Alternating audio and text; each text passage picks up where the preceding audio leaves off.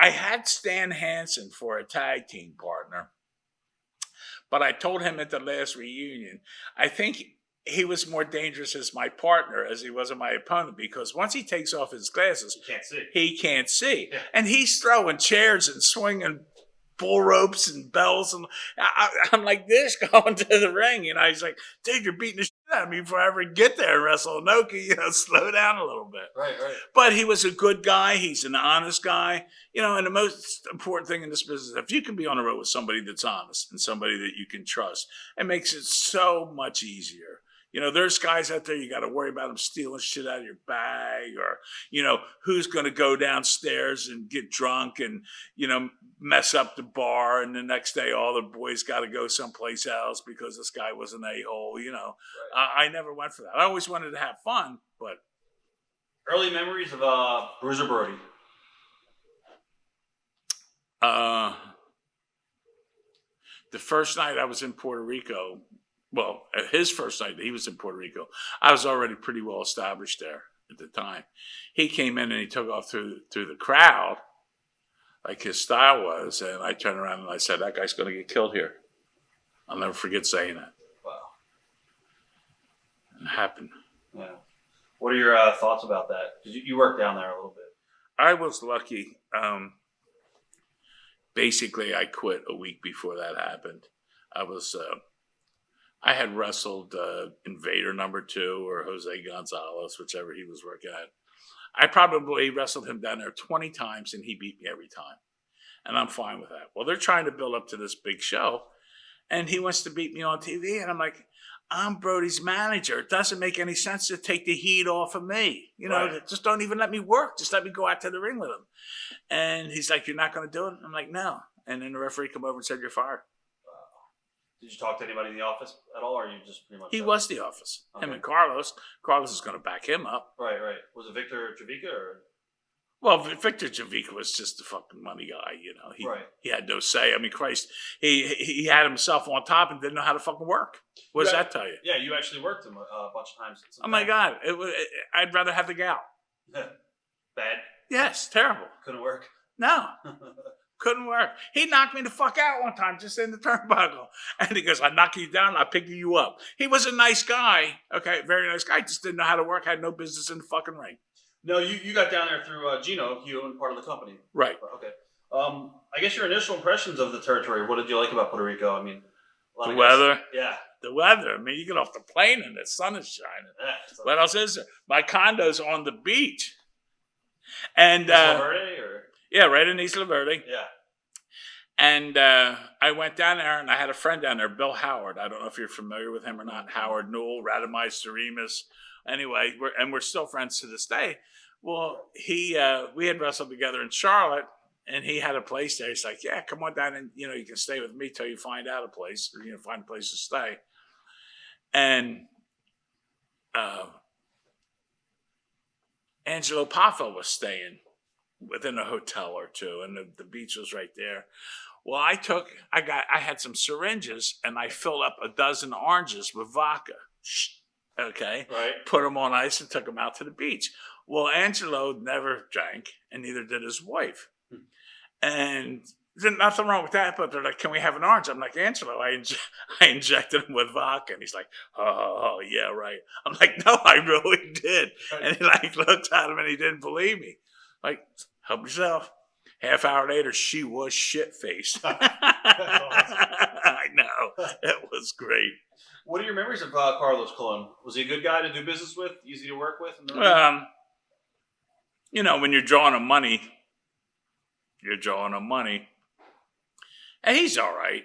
I always had in my mind I'd like to run a show up here and just bring him up and put him on the card and not pay him, so he knew what it felt like. A lot of the boys say that. He said they don't pay sometimes and fuck with the guys. He's like crime. It doesn't pay. Right. That's awesome.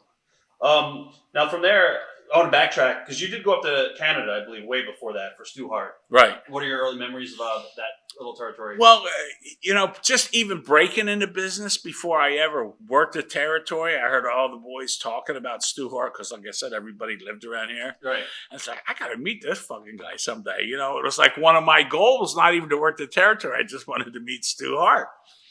And was it Smith or Keith came down to Texas and refereed a match, and they're like, oh, we could use you in Calgary if you want to come up. And I'm like, yeah, boom. I load up the fucking car and away I go from Texas to Calgary, and I get up there. That's a haul. First night in, they put the strap on me and Ripper Collins. And Ripper Collins was who I had my first match with ever. So now him and I are tag team champions. And I had heard a lot about him being gay. And I don't care if someone's gay or not. That's the least of my worries because I'm not into that. Brother, go do what you got to do. I'm getting some pussy. You know what I'm saying? Just go do your thing. Right. So anyway, he's married and he's got 2 daughters that are adopted. So anyway, the first night I'm up there, we have to go to Edmonton, and that's like 260 miles or something like that. And we hop in the car and go, and I was pretty much a newlywed at the time. And my wife, I get back and my wife goes, guess what? Well, I asked Ripper because I'm going to share a hotel with him. I'm like, dude, are you gay? I don't care if you're gay. I just want to know if you're gay. Don't make no difference to me. I'm not going to tell anybody or anything like that. I just want to know. No, I'm not, blah, blah, blah. Well, when I found out he lied to me, I told every fucking buddy. Because that's how pissed off I was. And I wouldn't have said anything because I don't care who's gay. Right. But anyway, I get back and my wife says, guess what Barbara told me? I'm like, I don't know. What? She goes, you weren't at the door 10 minutes and turned around and goes, does Larry eat pussy? Wow. Yeah, so she was on the hunt herself. Right. God only knows what that household was like. But I will say that Ripper went out. He put us up at his house, give us a place to stay, because at that time, Calgary was very hard to find a place to stay. There was a lack of housing. And, he took me under his wing and did all that, but I can't forget the lie that he told me. Right. Now, the travel up there was pretty crazy, too. I understand, especially during the winter, the guys would have to be traveling over the ice ponds. Yeah. And Stu had this fucking van. Yes. Now, he paid me to take 3 guys. So I would take, there was 2 black guys called the Morrow Brothers. Ed and Jerry? Yes. And I forget, I would take another guy, and we would make the 2,000-mile trip and come back, and Stu would pay the trans. But somehow it got to where I'm in the van, and there was a guy there named Roger Smith. And he also wrestled as the Executioner or the Destroyer or some shit. But anyway, he's working. And so we're making this trip, and it's Reggie Parks. I don't know if you're familiar with him. He does belts now. He does belts now. It was me, Reggie, and a couple of the other guys from the territory. And Roger's obviously laboring to stay awake because it is a long trip. And if it would have been anybody else, I would have offered to drive. Okay? But I was just like, fuck him. And I'm like, Roger, are you tired? And he's like, yeah. I said, well, pull over, put on your mask, and let the Destroyer drive for a while. That's awesome. It's not compared to driving down to Florida when all the towns were pretty much close. You could be home the same night, right? Down in Florida. No, you can't be home the same night. But Florida was long trips. That was 2,000 miles a week. Really? Did you do the loop? A lot of guys lived in Tampa. I lived in Fort Pierce, which was just as convenient, and I already had a home there. So I just worked out of there.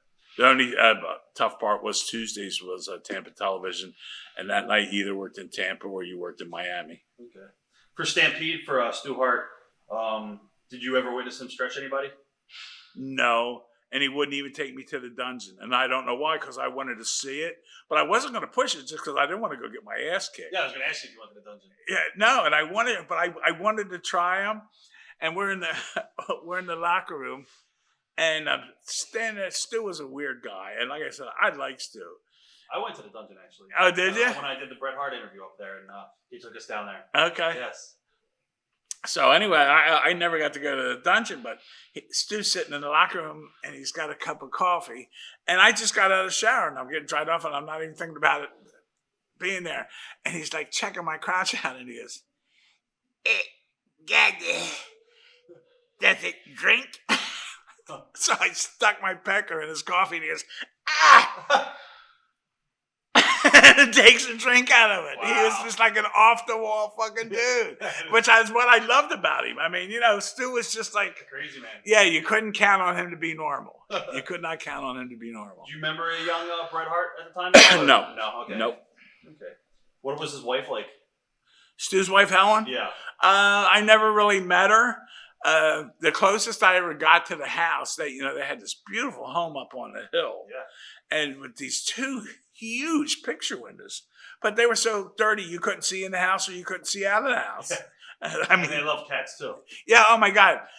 I'm sure you heard the cat shit story. Oh, yeah. You can tell it again just for those who might not. Well, they had cats running around, and, Stu's got some of the boys over making breakfast for him. Yeah. The cat shit on the floor, and he just took the spatula, took it up, flipped it in the trash can, wiped it on his pants, and turns the eggs. Ah! Nice. Watch thousands of exclusive shoot interviews right now on TitleMatchNetwork.com.